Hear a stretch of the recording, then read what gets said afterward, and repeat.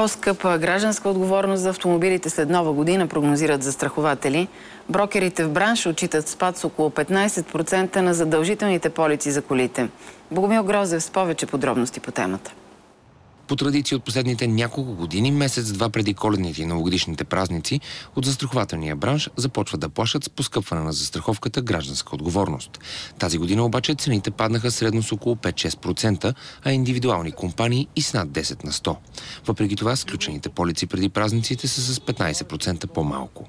Българина разполага с все по-малко пари в джоба си. Това е една от причините.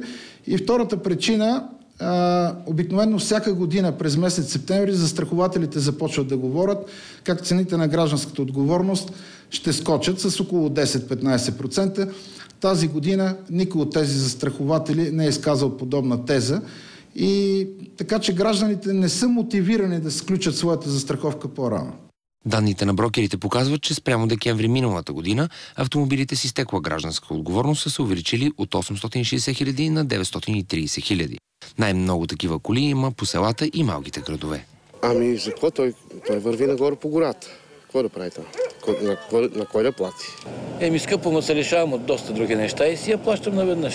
Според застрахователите обаче, реалният спад на гражданската отговорност е около 3% и причините са основно две. Хората нямат достатъчно пари и започват да бавят плащанията, и също така тези, които не карат автомобилите си през зимата, спират да плащат задължителната полица по времето на снежните месеци.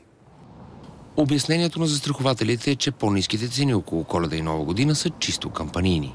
Тези така наречени промоции са около месеците ноември, декември, януари. Мисля, че после всички се връщат на някакви нормални ценови равнища и също така цените през годината лека по лека растат и тази тенденция смятам, че се запази. Данните от последните няколко години показват постоянен ръст на цените на тази застраховка всяка година. Най-рязко е било поскъпването през 2010 година. Средната цена е скочила от 167 на 204 лева. Очакванията са, че средно за цялата 2012 година също ще има увеличение с между 5 и 10 лева. Колко точно ще стане ясно в първите дни на януари. За BTV новините, Богомил Грозев.